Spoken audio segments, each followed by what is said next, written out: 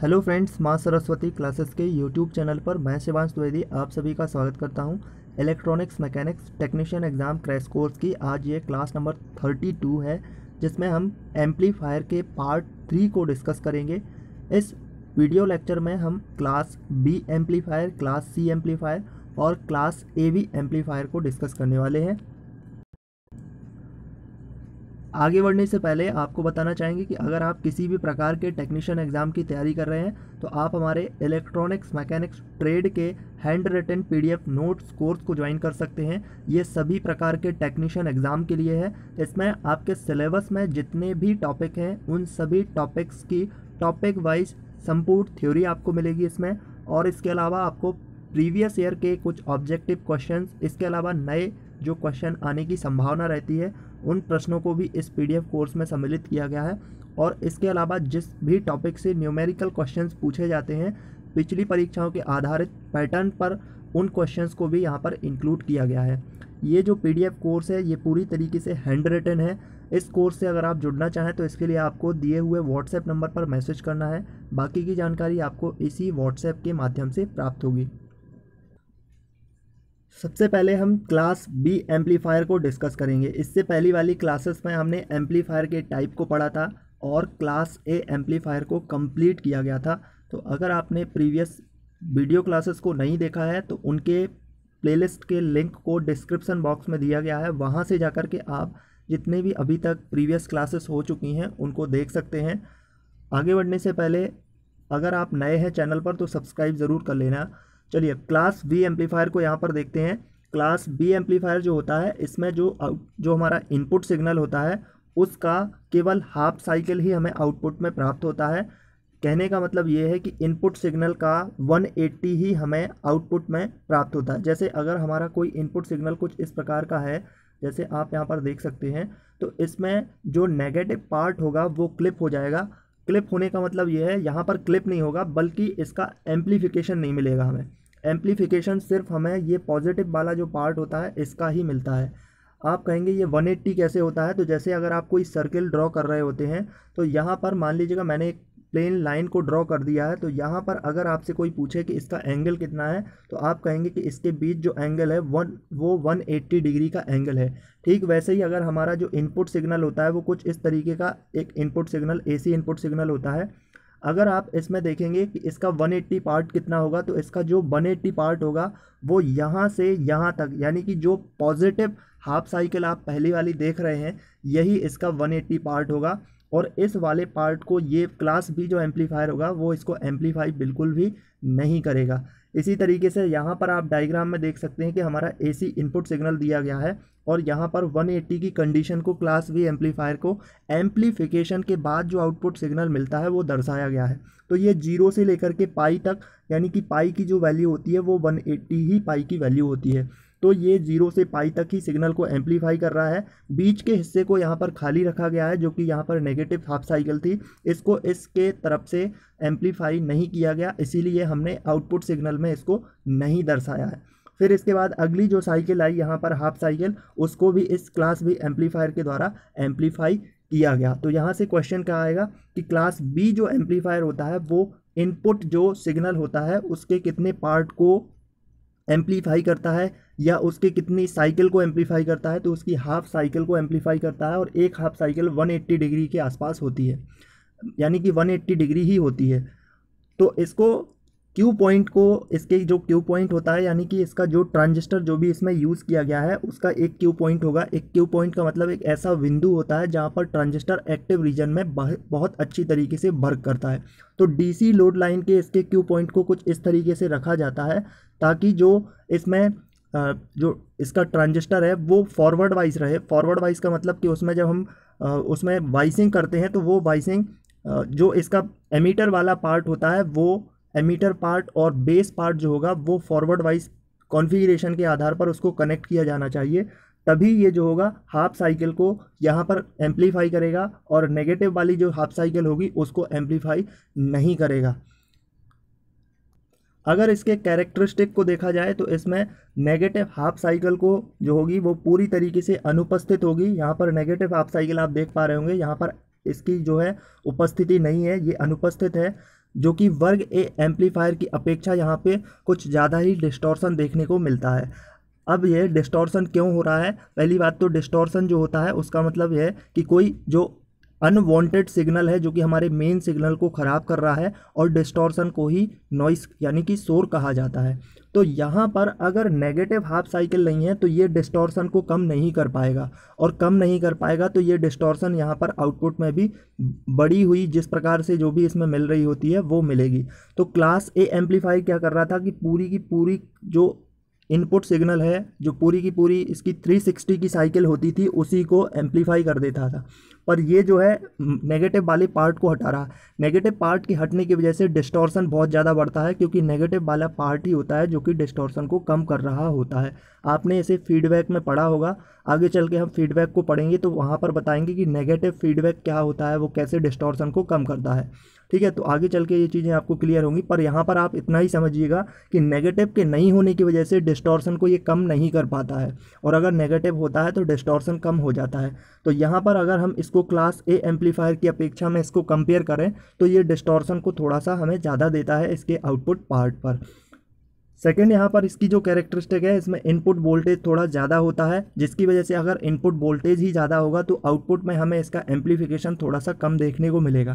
कहने का मतलब ये है कि ये जो क्लास बी एम्पलीफायर होता है, इसकी वोल्टेज एम्पलीफिकेशन की जो पावर होती है वो कम होती है क्लास ए के कंपेरिजन में।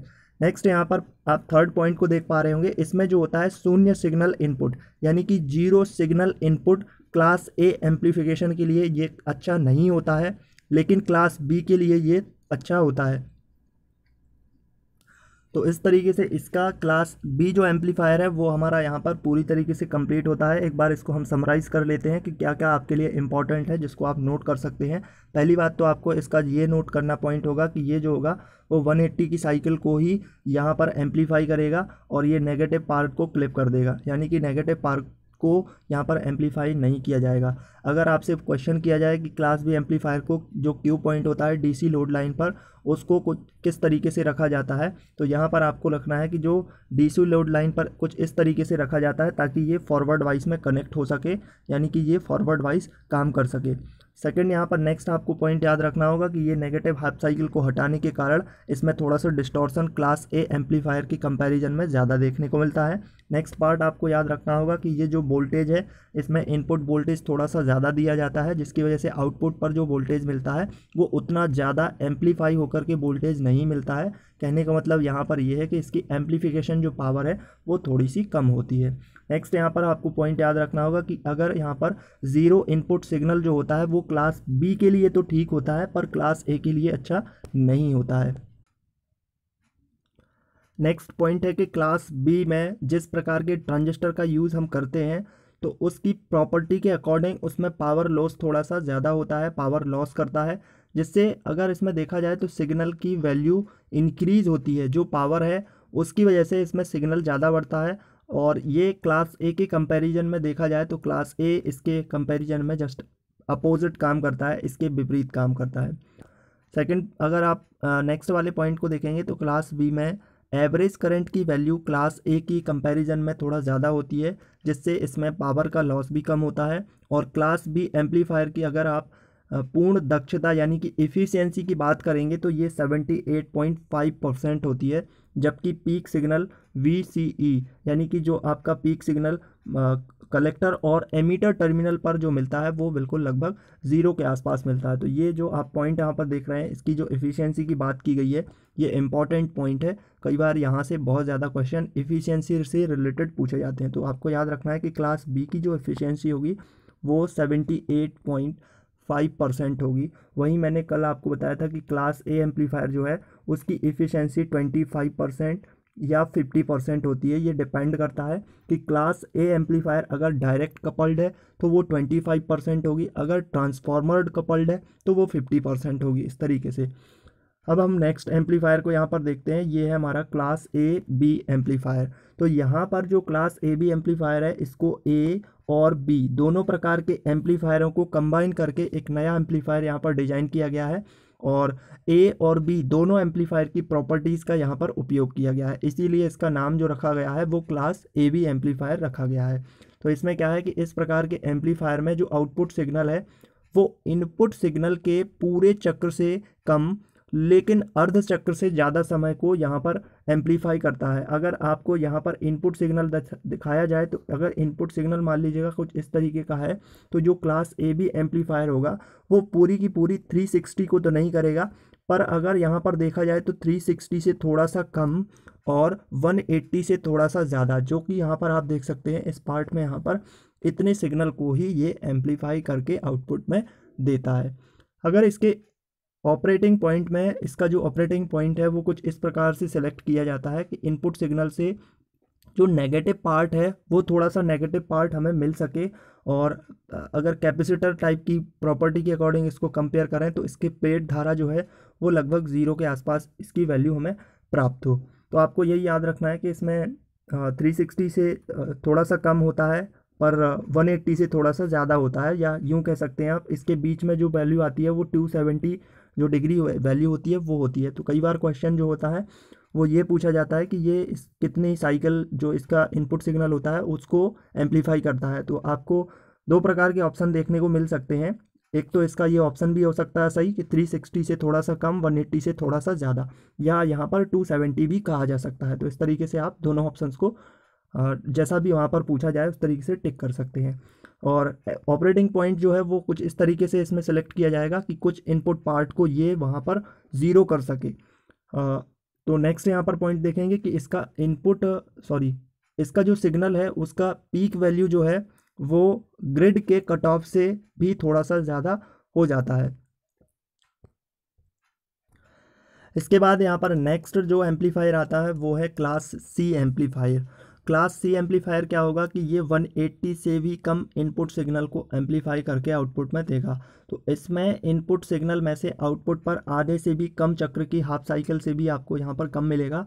कहने का मतलब अगर इसको आप डिग्री में देखें तो 150 डिग्री के आसपास ही जो इनपुट की सिग्नल होता है उसको यहाँ पर इसमें धनात्मक अर्धचक्र जो है उसका उपयोग करेगा और 150 साइकिल का ही यूज़ करेगा।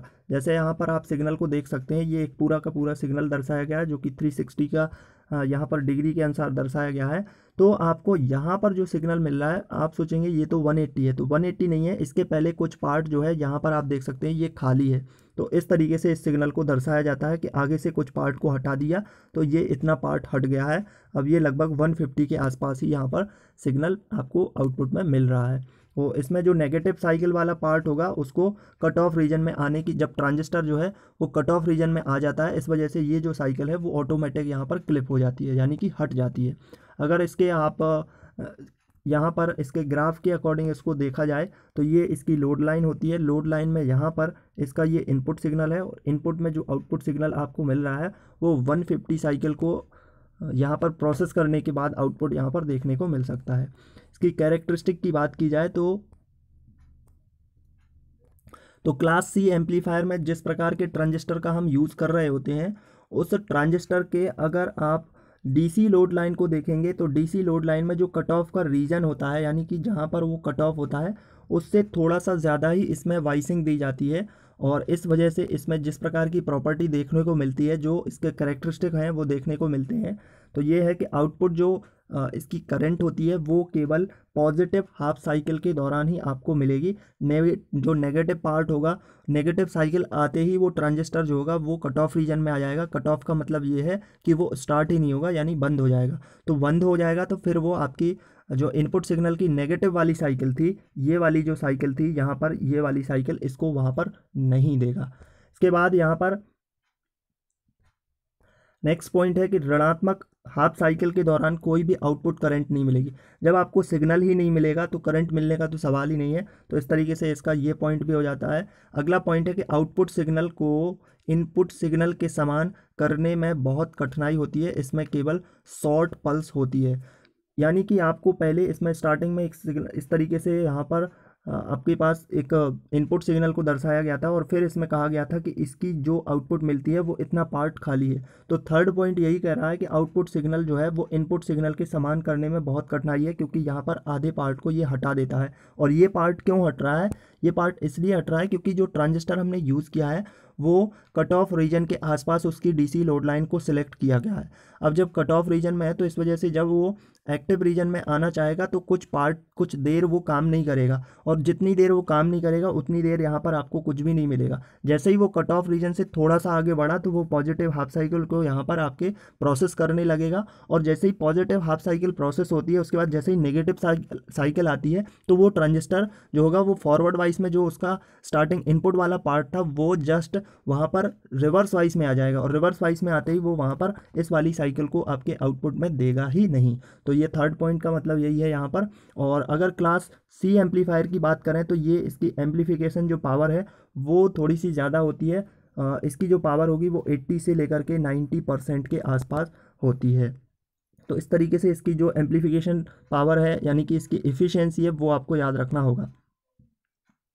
एक इम्पॉर्टेंट पॉइंट ये है क्लास सी एम्पलीफायर से रिलेटेड कि ये जो क्लास सी एम्पलीफायर है वो बहुत ज़्यादा डिस्टॉर्शन देता है, और डिस्टॉर्शन की वजह से इसका उपयोग ऑडियो फ्रिक्वेंसी में नहीं करते हैं। ऑडियो फ्रिक्वेंसी में क्यों नहीं करते? क्योंकि डिस्टॉर्शन एक ऐसी चीज़ है जो नॉइस है, यानी कि अनवांटेड ऐसे सिग्नल्स हैं जिनकी ज़रूरत नहीं है, और अगर ये डिस्टॉर्शन आ जाते हैं तो मेन सिग्नल को ख़राब कर देते हैं।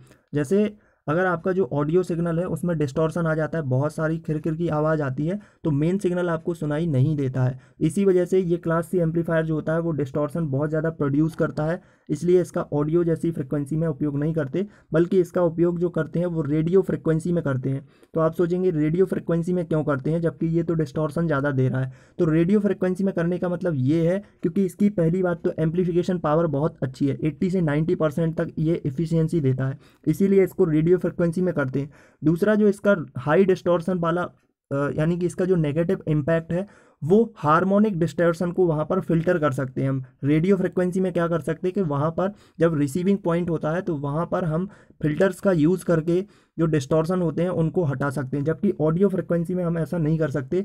ऑडियो फ्रिक्वेंसी में बहुत हद तक कर सकते पर उससे ज़्यादा नहीं कर सकते। अगर ज़्यादा नॉइज़ आ जाती है, ज़्यादा डिस्टॉर्शन आ जाता है तो उसको हटाना पॉसिबल नहीं होता है। तो इस तरीके से आपके class B, class A B और क्लास सी, ये 3 एम्पलीफायर आज के पार्ट में हमने कंप्लीट डिस्कस करिए और इनके इफेक्ट भी आपको बताए हैं। इसके बाद हम नेक्स्ट जो पार्ट हो गए उसमें ट्रांसफॉर्मर्ड कपल्ड क्लास ए एम्पलीफायर को डिस्कस करेंगे। बाकी के जो भी इसके टॉपिक होंगे उनको भी इस तरीके से डिस्कस किए जाएंगे। तो अगर आप चैनल पर नए हैं तो सब्सक्राइब कर लेना, बेल आइकन को प्रेस कर देना। वीडियो आपको पसंद आया तो लाइक करना, अपने दोस्तों के साथ भी इसको ज़्यादा से ज़्यादा शेयर करना। So thank you for watching.